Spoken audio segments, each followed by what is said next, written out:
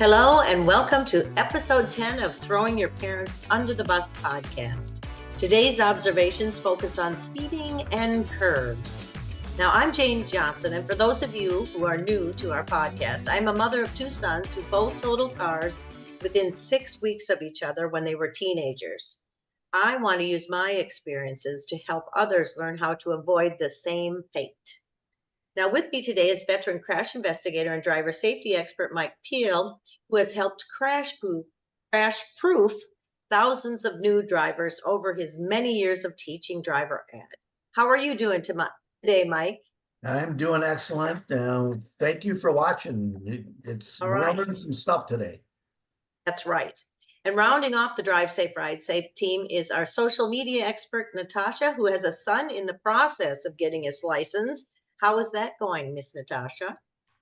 Slowly but surely, he's getting there. All right.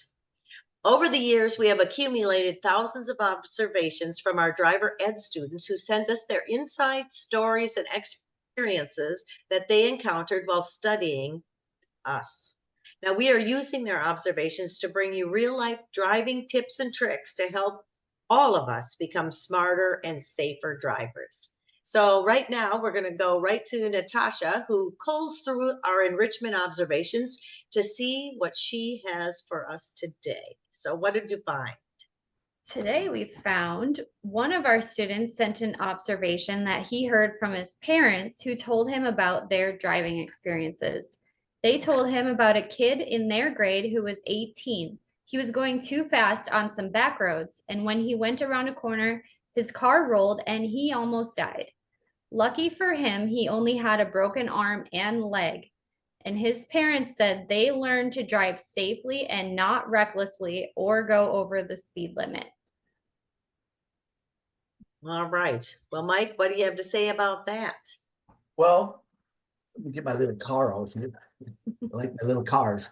So I'm going to say back in the parent day of this story, there's a good chance that friend, that 18-year-old friend, was not wearing a seatbelt.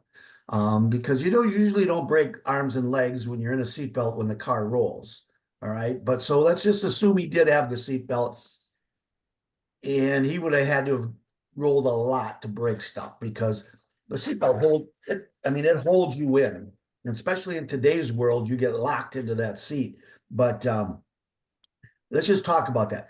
When you see the suggested speed limit coming into a curve, what most people make the mistake of is they get into the curve and the momentum is starting to throw them out of the curve, and that's when they brake. And when you brake at that point, when your wheels are turned, all that pressure and weight goes to that front wheel, which sends that car that way. Or they went around that curve to the left, and their right front tires went off the edge of the road and it became a railroad track. And then they cranked it back. And when you crank it back, and that tire, which is rolling on gravel, so it's actually sliding, but as soon as it hits the pavement, it flips the car. So that's going way into too fast. So, tires play a role in all this, is how wore out are your tires. But I'm just here to say this: pay attention to your signs. If you brake coming into your curve before your momentum is, that's what you're supposed to do, is brake and then accelerate out of the curve when you feel the momentum go away from the car. Now, the dangerous thing about curves when they have the suggested speed is when we, the smarter, safer drivers, because we're drive safe, ride safe, right? When we come into the curve and we're coming into a curve to the right, which puts our momentum where? To the left, which goes into oncoming traffic. So now we, the innocent ones coming at you because you went too fast, have to always be aware of that you're going to lose control in that curve and you're coming into our lane for a head-on collision. So that's the deadly part of curves. When it's a left curve going left, your momentum goes to the ditch. When it's a right curve and momentum goes left, that's into oncoming traffic. So whether it's a semi coming at you, so pay attention when you go into a curve as an innocent driver, when the momentum is coming into your lane. Now, for you ones that want to go out and take these curves too fast because you think it's fun to go out in the rural areas, let me just give you some of the investigations we've done in the past. First of all, I'm going to talk really nice here. First of all, I want you to remember this. The paramedics have to take your face out of the pavement. It's not a pretty sight. All right. It's not pretty for them, but they have to do it. So you choose to make them do it. The biggest problem with that, when you want to get risky and gutsy and you're riding in this person's car or you're the instigator or the risk taker, is guess what?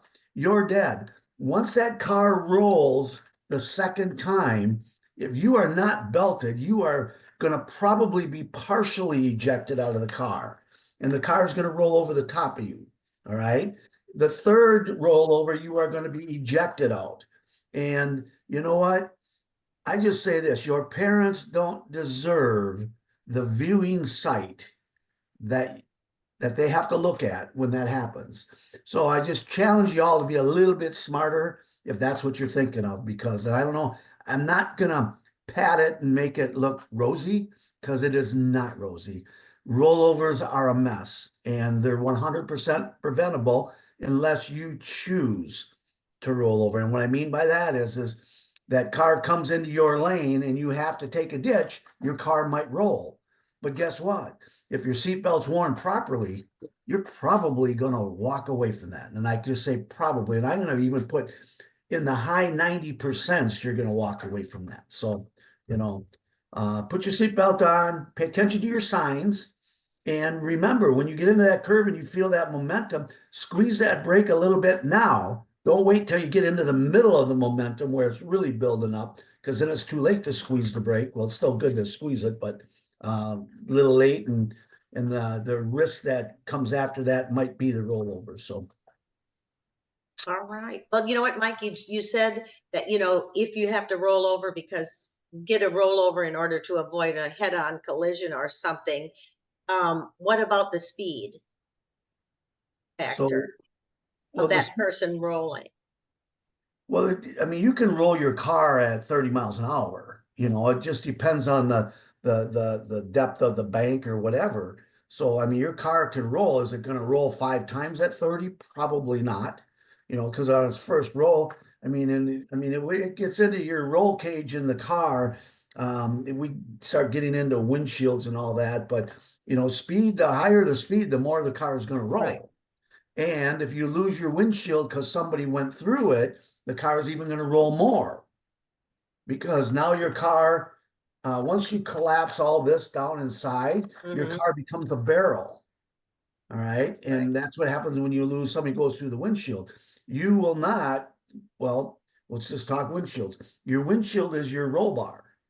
And even though it shatters and cracks, if it doesn't get a hole through it, it doesn't lose its integrity. And the integrity is what keeps the roof from crushing down on our heads.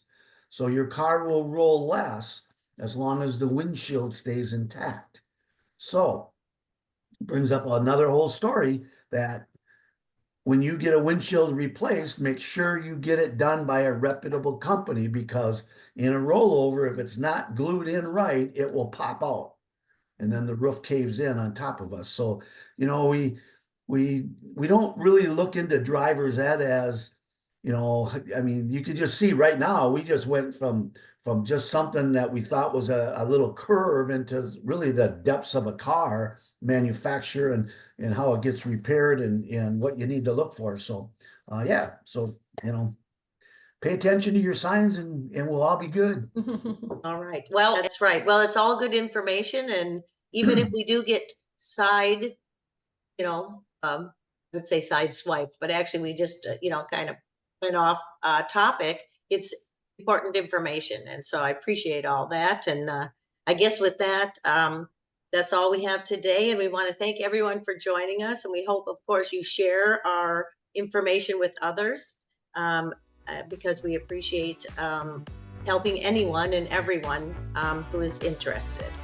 Now, also, please check out our website or subscribe to our YouTube channel. You can also follow us on Facebook or email us with your story ideas or topics you'd like to discuss. And the links to our social media platforms are listed below. And until next time, remember to, Drive safe. Drive safe, Ride ride safe. I think you guys are getting better. I'll give I you like a think B+. so. We're getting better at it, so. Cheers to that.